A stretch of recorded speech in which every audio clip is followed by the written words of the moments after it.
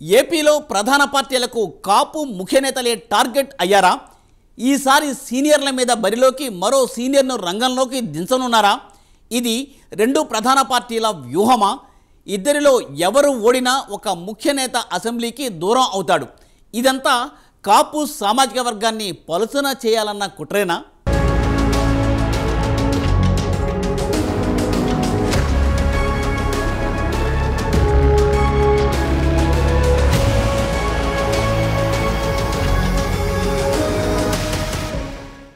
AP రాజకీయాలలో చిత్ర విచిత్ర సంఘటనలు జరుగుతున్నాయి. ప్రధాన పార్టీలైన వైసీపీ, టీడీపీలు కాపు సామాజిక వర్గానికి చెందిన బలమైన నేతలను, సీనియర్లను టార్గెట్ చేస్తున్నాయి. ఈ విషయంలో రెండు పార్టీలు ఒకే రకమైన వ్యూహాలను రచిస్తున్నట్లు తెలుస్తోంది. ఇప్పటికే రాజకీయ పార్టీలు కాపు సామాజిక వర్గానికి చెందిన వాళ్లకు టికెట్లు తక్కువగా ఇస్తున్నాయి. ఈ క్రమంలో ముఖ్యమైన నేతలను అసెంబ్లీ గడప తొక్కకూడదని రెండు ప్రధాన పార్టీలు భావించడం సర్వత్రా చర్చనీయాంశమవుతోంది. రాష్ట్రంలో కాపు సామాజిక వర్గం ఎక్కువ శాతం ఉంటుంది. దీంతో ఎన్నికల సమయంలో ప్రతి పార్టీ కాపులను మచ్చిక చేసుకోవాలని భావిస్తాయి. మరోపక్క ఆ సామాజిక వర్గంలోని ముఖ్య నేతలను ఓడించి మానసికంగా ఇబ్బందులకు గురి చేస్తున్నాయి. గతంలో పీఆర్పీ సమయంలో కూడా చిరంజీవిని పాలకొల్లు నుంచి ఓడించారు. అక్కడ కోట్ల రూపాయలు ఖర్చు చేసి కావాలని చిరంజీవిని ఓడించారు. దీంతో సొంత నియోజకవర్గంలో ఓడిపోయారనే ప్రచారంతో మానసికంగా దెబ్బకొట్టారు.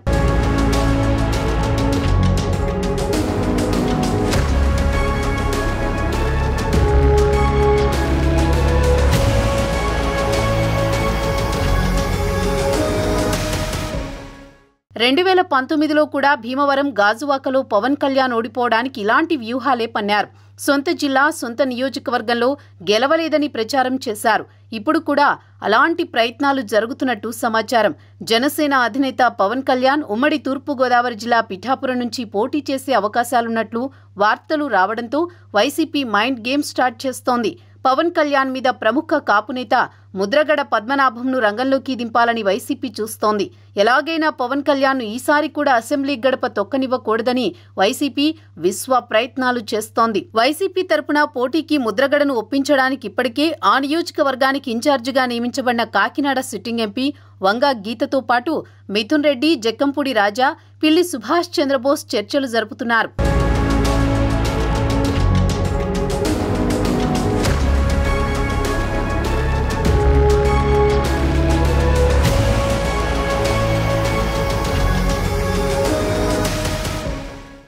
ఇదే క్రమంలో ఉత్తరాంధ్రలో మకుటంలేని మహారాజుగా రాజకీయాల్లో రాణిస్తున్న బొత్స సత్యనారాయణను ఓడించడానికి తెలుగుదేశం పార్టీ సీనియర్ టీడీపీ నేత గంటా శ్రీనివాసరావును రంగంలోకి దింపాలని చూస్తోంది. కాంగ్రెస్ పార్టీలో యూత్ కాంగ్రెస్ నుంచి అంచెలంచెలుగా ఎదిగిన బొత్స 2004 నుంచి మధ్యలో 2014 మినహా ఎమ్మెల్యేగా గెలుపొందుతూ ఉత్తరాంధ్ర రాజకీయాల్లో తనకంటూ ఒక ముద్ర వేసుకున్నారు. బొత్స కుటుంబం నుంచి ప్రతిసారి ముగ్గురు చట్టసభలకు ఎన్నిక కావడం చెప్పుకోదగ్గ విషయం. గంటా శ్రీనివాసరావు సైతం ఓటమి ఎరుగని నేత.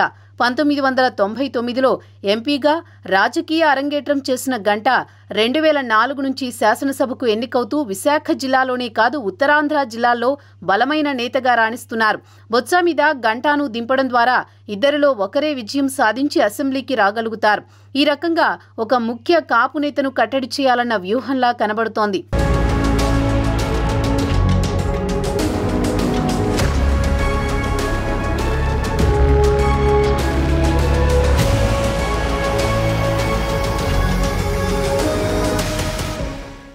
ఈ విధంగా కాపు సామాజిక వర్గానికి ముఖ్య నేతలు టార్గెట్గా రెండు ప్రధాన పార్టీలు వ్యూహాత్మకంగా వ్యవహరించడం ఇప్పుడు రాజకీయ వర్గాల్లో హాట్ టాపిక్గా మారింది. ఎవరినో ఒకరిని పొలిటికల్గా వేసేయాలి అన్న చందంగా ఏపీ రాజకీయాల్లో ప్రధాన పార్టీలు కాపు సామాజిక వర్గ నేతలను టార్గెట్ చేస్తున్నారు. ఎవరు గెలిచినా ఒక కాపు ముఖ్య నేత శాసనసభకు రాలేరు. కాపుల్లో ముఖ్య నేతలను అసెంబ్లీకి రాకుండా వాళ్లపై వాళ్ల వర్గం నేతలనే పోటీకి పెట్టి అడ్డుకోవాలనుకుంటున్నాయి ప్రధాన పార్టీలు. కాపు పెద్ద తలకాయలను కాపు నేతలతోనే ఓడిస్తే మిగతా వారిని అడ్డుకోవడం మేం చూసుకుంటామన్నట్లుగా ప్రధాన పార్టీల వాలకం కనిపిస్తోందని అంటున్నారు. ఈ విషయంలో చూడాలి మరి ఏం జరుగుతుందో అన్నది.